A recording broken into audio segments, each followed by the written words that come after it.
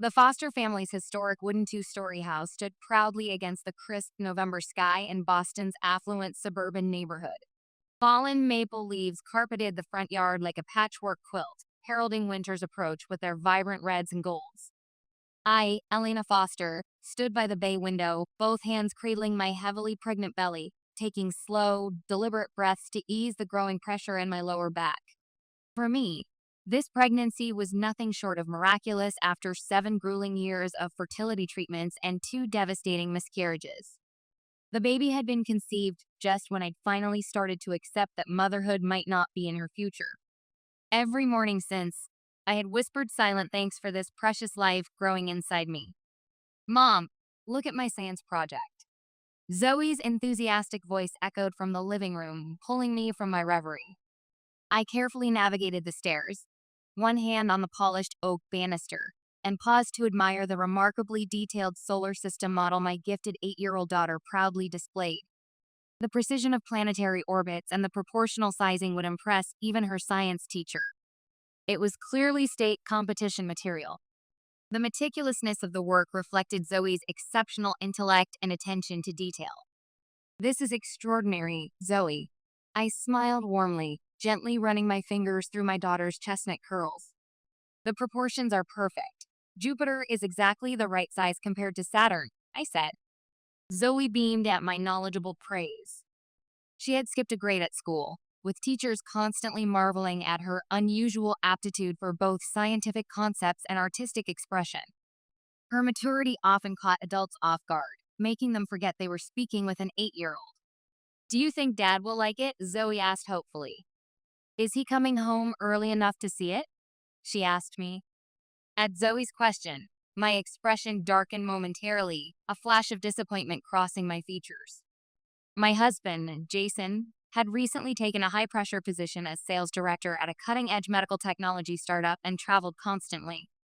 Our family time had dwindled to brief, distracted evenings and hurried weekend mornings. Dad has that important investor meeting tonight, sweetheart, but he promised to look at it first thing tomorrow morning, I replied gently, though a knot of worry tightened in my chest. Jason's exhaustion had become a constant presence in our home, and meaningful family conversations had grown increasingly rare. While he seemed outwardly excited about our second child, I sensed a disconnect that troubled me deeply. Before my maternity leave, I had thrived as the children's department head at Boston's Central Library, organizing popular storytelling workshops that local parents raved about. Being confined at home chafed against my naturally active temperament, but ensuring this miracle baby's safe arrival outweighed everything else. In the afternoon, I prepared a nutritious dinner for Zoe while mentally reviewing my hospital checklist. Just 1 week until my due date. The carefully packed hospital bag sat by the door, and tiny onesies and swaddles, washed in gentle detergent, waited neatly folded in drawers. We had decided to name the baby Oliver after Jason's grandfather. Then the unexpected sound of the front door opening startled me out of my thoughts. Jason was home hours earlier than anticipated. Dad, come see my solar system. Zoe's delighted voice was followed by Jason's weary attempt at enthusiasm. Wow, that's genuinely impressive, Zoe. Jason nodded appreciatively. You've got real scientific talent there, he said. I emerged from the kitchen, wiping my hands on a dish towel. Jason looked more than tired. He looked depleted. His designer tie hung loosely around his neck, his custom shirt collar rumpled. He approached me with a smile that didn't quite reach his eyes, briefly admiring my pregnant form before giving me a light, distracted kiss. His phone buzzed in his pocket, and I noticed him anxiously checking it before turning it face down. The investor meeting wrapped up early, he offered without elaboration. How are you feeling? Jason asked, his tone suggesting obligation rather than genuine concern. Any contractions? I'm okay, I replied, studying his face with concern. My back is aching, but Dr. Morrison says it's perfectly normal at this stage, I said. That night, after Zoe had gone to bed, the couple sat in the living room watching a documentary neither was truly following. Jason, unusually affectionate, draped his arm around my shoulders and buried his face in my hair, breathing deeply. Elena, I want you to know how truly grateful I am to have you in my life, he said. The unexpected sentiment caught me off guard, stirring both warmth and suspicion. Jason then launched into practical discussions about post-birth arrangements. His parents lived across the country and couldn't easily travel for the birth, while my parents' health issues prevented them from making the journey from Chicago. We agreed that our friend Vanessa, who was also my obstetrician, would be their primary support person during those crucial first days. Late that night, I jolted awake with a gasp of pain that stole my breath away. Labor had begun unexpectedly, a full week before her due date. Jason was scheduled to leave for an important sales conference in Chicago the following morning, his presentation materials already packed and waiting by the door. "I'll call Vanessa," I managed through gritted teeth as another contraction gripped me. "You should still go to your conference," I said. Jason hovered uncertainly by the bedside, his face a mask of conflicted emotions. After a moment's hesitation, he reluctantly nodded, accepting my pragmatic suggestion. Vanessa arrived within 20 minutes, her medical bag in hand, immediately assessing me with professional efficiency while maintaining the warmth of their friendship. Before we left, Zoey appeared in the doorway, rubbing sleep from her eyes. "Mom, Dad," she whispered with childlike solemnity, "please bring my baby brother home soon." By the time we reached Massachusetts General Hospital, where Vanessa had arranged for my admission through her professional connections, the contractions were intensifying at an alarming rate. "This is progressing much faster," Vanessa observed with clinical concern, immediately calling Jason to update him. After 6 hours of grueling labor that tested my limits of endurance, I gave birth to a healthy baby boy, Oliver Foster. The tiny miracle with a shock of dark hair breathed softly against my chest, his perfect features a blend of both parents. A day after giving birth, I rested against the hospital pillows, my body aching with the after effects of labor. Though exhaustion weighed heavily on me, the sight of baby Oliver sleeping peacefully in the clear bassinet beside my bed filled me with profound joy. Morning sunlight streamed through the blinds, casting gentle patterns across the sterile hospital room.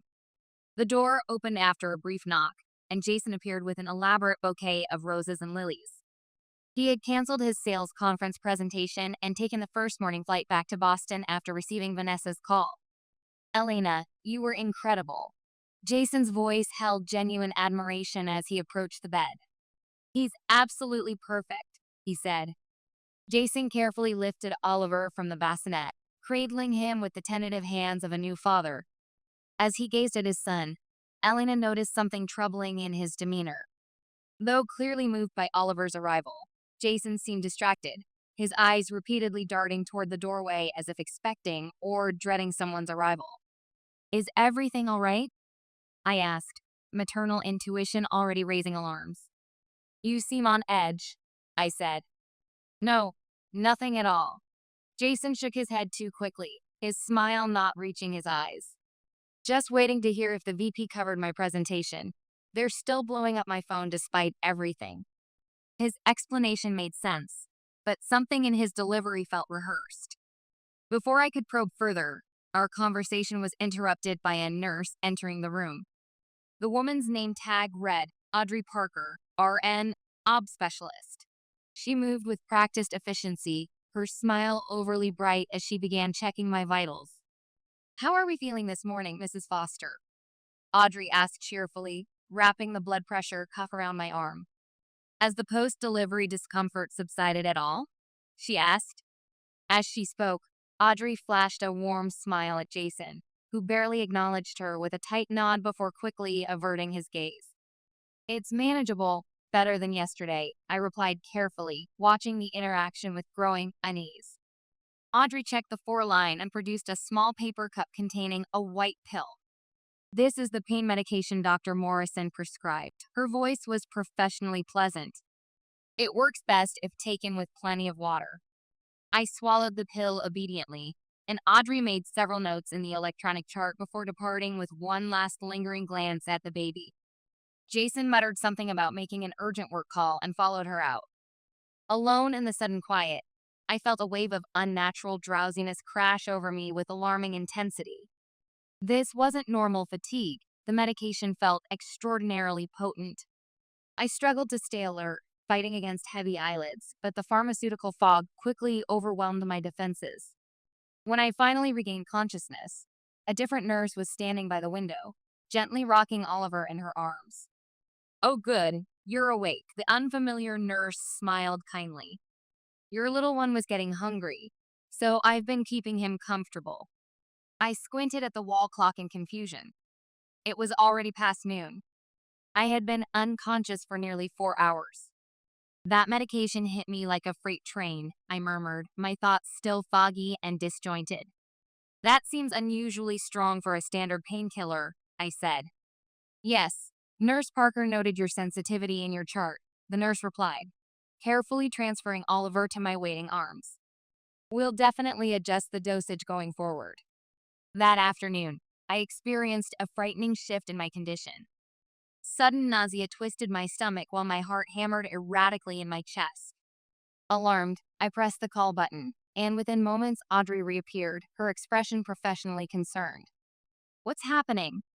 Audrey asked, immediately reaching for my wrist to check my pulse.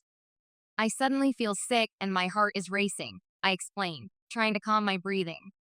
"I've never experienced anything like this," I said. Audrey took her blood pressure and pressed a cool hand to my forehead with practiced efficiency. "You're running a slight temperature, but that's not uncommon after delivery," Audrey explained, her voice reassuring. "I'll adjust your 4 medication to address these symptoms," she said. As Audrey replaced the 4 bag and made additional notes in my chart, I noticed her discreetly pull out her phone and send a quick text message before leaving the room. The glimpse of Audrey's screen and the contact name Jason sent a chill through me that had nothing to do with my fever. In the evening, Vanessa arrived with Zoey for their first visit with the new baby. Zoey's eyes widened with wonder and delight when she first glimpsed her tiny brother. "Mom, Oliver is so small," Zoey exclaimed, her voice hushed with awe. I wrapped my arm around my daughter's shoulders and pressed a kiss to her forehead. "He is tiny now, but he'll grow quickly." I smiled through my fatigue. "I have a feeling he'll be brilliant like his big sister someday," I said. Vanessa studied me with the dual concern of a friend and physician. "You look worryingly pale, Elena." She frowned, her professional instincts clearly triggered. "Is everything okay?" she asked. I hesitated, then described the unusual drowsiness, the racing heart, and the excessive potency of the medication.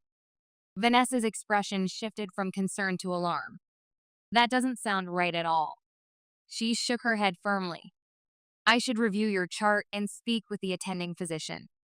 Before Vanessa could say more, Audrey swept into the room with perfect timing, her demeanor unnaturally cheerful as she focused on Zoey. "Well, you must be Zoey," Audrey exclaimed with exaggerated warmth.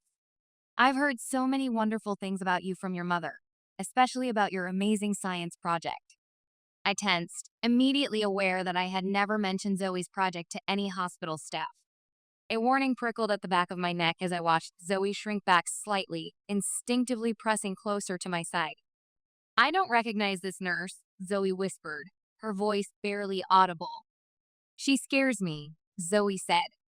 Audrey continued as if she hadn't noticed the tension, brightly announcing, "It's time for your evening medication, Mrs. Foster," while extending another small paper cup with a pill.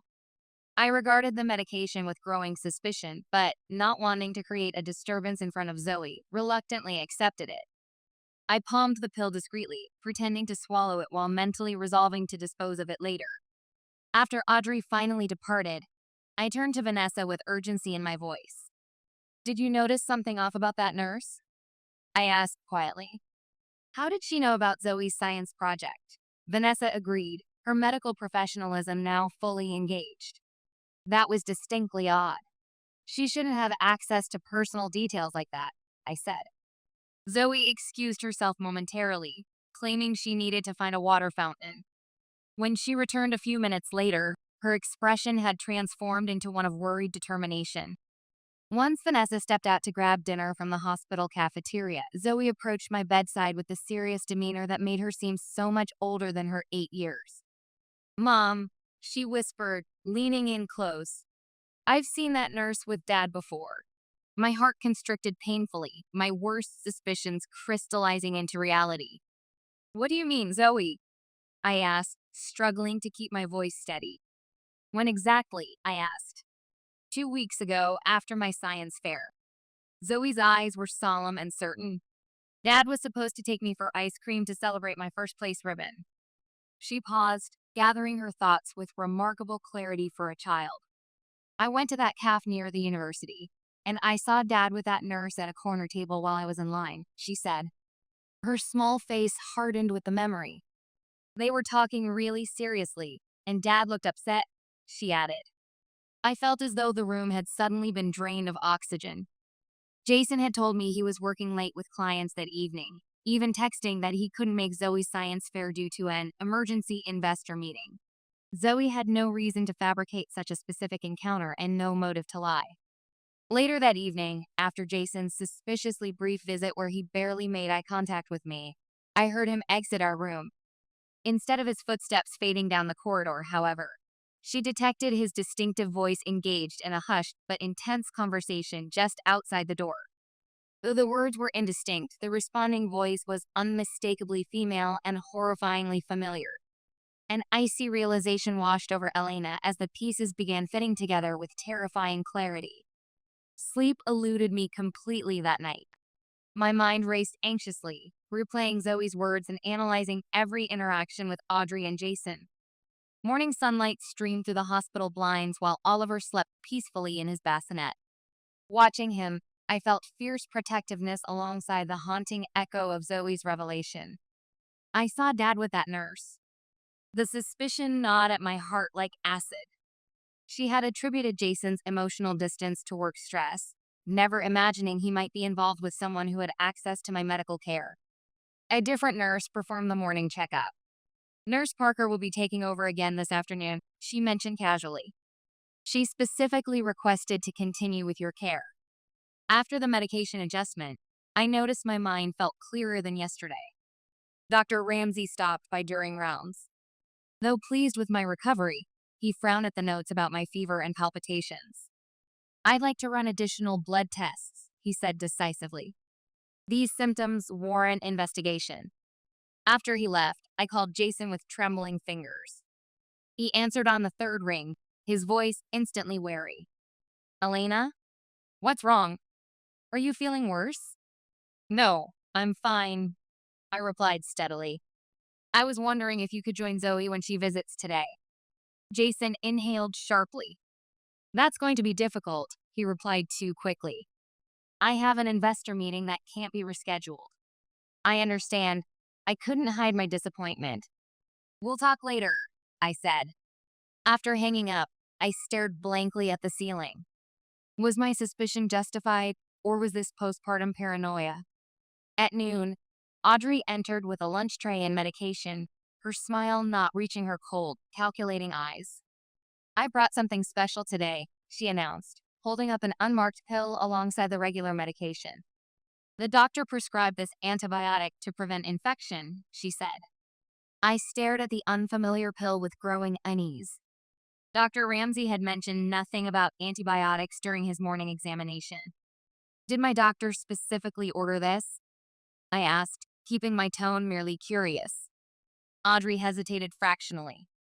Yes, of course, she recovered smoothly. It's recorded in your chart, she said. Elena took the pill with apparent compliance. I think I'll take this after eating, I said, setting it aside. My stomach feels sensitive. Annoyance flashed across Audrey's face before she composed herself. All right then, she replied, her tone slightly clipped. I'll check back later, she said. The moment Audrey left, I quickly hid the suspicious pill in my bedside drawer, alarmed by my own instincts. At 2 p.m., Vanessa arrived with Zoey, who clutched a handmade card decorated with stars. I embraced my daughter tightly, drawing strength from the contact. Mom, are you really okay? Zoey asked, her eyes studying my face with concern beyond her years. You look worried, she said. I'm just tired, sweetheart. I smiled unconvincingly. Vanessa picked up Oliver from his bassinet, studying my face. I'm going for drinks, she announced, sensing the tension. What would you like? She asked. Zoey, what would you prefer? I deflected. Apple juice, please. Zoey answered. As soon as Vanessa left with Oliver, Zoe's expression turned serious. She moved closer, lowering her voice to a whisper. Mom, I saw that nurse again today with Dad, she said tremulously. They were talking in the hallway, she said. My heart raced. When did you see them? I asked, struggling to remain calm. Just now when we arrived, Zoey replied anxiously. They didn't notice us because Vanessa was showing me the nursery, she said. Zoe's face tightened with worry. Mom, she looked scary, not like when she's pretending to be nice. I squeezed my daughter's hand reassuringly despite my own mounting fear. What do you mean by scary? I asked. Zoey leaned closer, whispering. She told Dad, we're doing it today, perfect timing. Her voice quavered. Dad said, not yet, too risky. Mom, I think she's planning something bad, she said. Cold realization washed through me as everything connected. The strong medication, Audrey's knowledge of family details, the suspicious pill, and now this conversation. Suddenly, voices approached from the hallway, one distinctly Audrey's. Zoey tensed alertly and darted to the window, quickly drawing the curtains closed. Zoey, what are you doing? I whispered. Without turning, Zoey replied with certainty. Mom, she's coming right now. After closing the curtains, Zoey rushed back to the bed, her expression showing grave determination no 8-year-old should possess. Mom, we need to hide under the bed immediately, she whispered urgently. I recognized the wisdom in my daughter's eyes and didn't question her instinct. I quickly disconnected my fore, applying pressure to the insertion site. Zoey, come with me, I whispered, gathering Oliver from his bassinet. I painfully knelt beside the bed, my postpartum body protesting, and maneuvered myself underneath, cradling Oliver protectively. Zoey slid beneath the bed with silent agility, pressing close to my side. The hospital room door opened with a soft click that sounded thunderous in my heightened awareness. Measured footsteps crossed the floor, Audrey's distinctive gait that I had unconsciously memorized. I cradled Oliver against my chest, gently rocking him while willing him to stay silent. Zoey pressed against me, trembling but completely silent, her small body rigid with fear. The footsteps halted beside the bed. Rustling sounds indicated someone touching the pillows and blankets. Where could she possibly have gone? Audrey muttered tensely. My heart hammered violently in my chest. Zoey's small hand pressed firmly over my mouth, ensuring silence. I met Zoey's terrified eyes and nodded slightly. The nurse call button sounded in the quiet room. The patient is missing from room 304, Audrey reported with false concern. The door opened again, and Jason's heavier footsteps entered. What's going on? Jason asked anxiously. Where's Elena? Audrey's voice dropped to a dangerous register. It doesn't matter now. Your problem will be solved with one simple injection, she said. What are you talking about? Jason's voice held genuine confusion. This wasn't the plan, he said. We absolutely planned this, Jason. Audrey's voice became chillingly possessive. You, me, and the baby. We don't need her anymore. Oliver will be ours, she said. I felt ice-cold horror flood my veins as Oliver stirred slightly against my chest. I kissed his forehead desperately, willing him to remain quiet. Zoey's face was pale with fear, yet she remained remarkably still. From our hiding place, I could see Audrey's white nursing clogs and Jason's leather shoes. What are you talking about? Jason's voice cracked with alarm. I only said I wanted to end things. I never suggested harming anyone, he yelled. A small spark of relief flickered in my chest. Jason wasn't complicit in Audrey's murderous scheme. You promised we'd be together. Audrey's voice escalated dangerously. Zoey carefully pointed to the emergency call button on my wristband. I nodded, understanding their silent, desperate plan. If she were gone, we could be a real family, Audrey continued manically. Have you lost your mind? Jason's voice shook with horror. I would never want Elena or my children harmed. Never, he said. Under the bed, I drew my silently weeping daughter closer. Didn't you tell me your marriage was suffocating you? Audrey demanded sharply. I said those things because I felt panicked to become a father with 2 kids, Jason admitted. But seeing Oliver changed everything, Jason said. Audrey, please put that syringe away. We can talk through this, he added. I felt conflicted. His betrayal hurt deeply, but he was now trying to protect us. It's too late, Audrey replied with chilling calm. I've orchestrated everything. Elena's symptoms, the medication. No one will question when she suffers a fatal seizure, she said. Jason made a strangled sound of horror. You're completely delusional, he yelled. Love makes people do extreme things. Audrey responded serenely. I pressed the emergency call button, praying for quick response. I will never allow you to harm Elena or my children, Jason declared firmly. Then you're just another obstacle. Audrey's voice became terrifyingly flat. A sudden struggle erupted with something crashing to the floor. Jason grunted in pain. Audrey, stop. The hospital door burst open forcefully. Is everything okay? The emergency call, a nurse's voice cut through. After a shocked pause, Nurse Parker. What are you doing with that syringe? The nurse yelled. Stay out of this. Audrey snarled. Security to room 304. Emergency, the nurse shouted. Multiple footsteps rushed in as I held Zoey and Oliver tightly. She has a loaded syringe. Someone yelled. After a brief struggle, silence fell. We've secured the situation. The subject is restrained, somebody said. Zoey, it's safe now, I whispered gently. We can come out. I emerged from under the bed with Oliver, guiding Zoey with my free hand. Standing shakily, I faced shocked expressions from 2 nurses, security officers, and Jason. Jason's face bore scratch marks, his shirt torn. Audrey was restrained, struggling wildly, a syringe on the floor nearby. Elena, Jason whispered, stunned. Under the bed, Zoey explained quietly. I knew she was going to hurt Mom, she said. Seeing us, Audrey's struggles intensified. You've ruined everything. She shrieked. We could have been so happy together, she shouted. The officers removed her, her unhinged ranting echoing down the hall. The hospital erupted into controlled chaos as administrators, security personnel, and police descended upon the maternity ward. I, Zoey, and Oliver were immediately moved to a secure room with a guard posted outside. Staff collected the syringe as evidence, and laboratory tests confirmed it contained a lethal dose of morphine.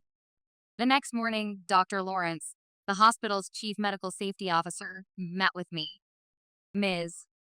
Parker was hired 8 weeks ago, he explained grimly. She provided falsified credentials and references. He continued solemnly. Background checks have revealed psychiatric hospitalizations and similar incidents at previous facilities that she concealed through credential manipulation. I stroked Zoey's hair, my hands trembling. Why was I targeted specifically? I asked quietly. According to police findings, Dr. Lawrence replied, Ms. Parker developed a relationship with your husband shortly after being hired. She used that connection to gather information about your family and arranged her assignment to your case. He added reluctantly, the investigation suggests she saw you as an obstacle to a delusional future with Mr. Foster and your newborn. Jason waited outside my room, his face etched with shame. After several minutes, he entered uninvited, his shoulders hunched. Elena, please let me explain everything, he began unsteadily. I turned to Zoey. Sweetheart, could you step outside with Dr. Morrison for a few minutes? I said to her. After Zoey left, Jason collapsed into a chair, unable to meet my gaze. I met Audrey at a hospital fundraiser 3 months ago, he confessed. It was when we were barely communicating and I was overwhelmed with work. I tried ending it 4 weeks ago when she became possessive, but she wouldn't accept it, he explained. He finally looked up. I never imagined she was capable of something so monstrous, he said. Your selfish choices nearly cost our children their mother, I replied with unnatural calm. Jason flinched visibly. I know, his voice broke. I don't expect forgiveness. But for Zoey and Oliver's sake, Please give me a chance to make amends, he said. I turned toward the window, my heart simultaneously broken by betrayal and filled with gratitude for Zoey's life-saving intuition. I need time, I finally said. Right now. My only priority is our children, I said. Jason nodded silently and left the room. 3 months later, I sat on the wooden porch swing of my new cottage-style home, watching Zoey collect spring flowers in the garden. Baby Oliver slept peacefully against my chest, his gentle breathing reminding me of life's fragility. The charming cottage near the library was smaller than our previous home, but infinitely more peaceful. Audrey Parker had been diagnosed with borderline personality disorder and delusional disorder and was confined to a psychiatric facility.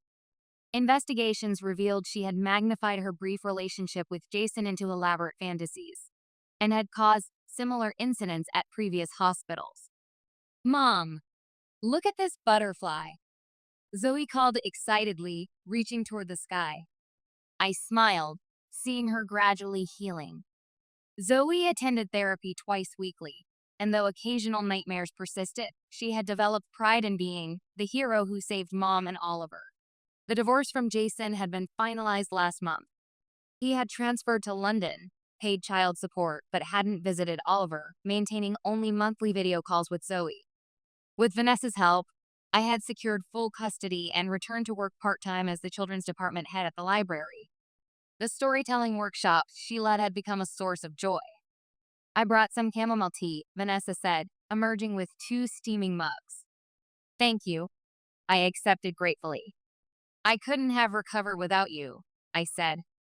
Don't say that, Vanessa replied, settling beside me. You're stronger than you think, and that daughter of yours might be the strongest person I've ever met, she said. I watched Zoey twirling among the flowers, feeling profound pride.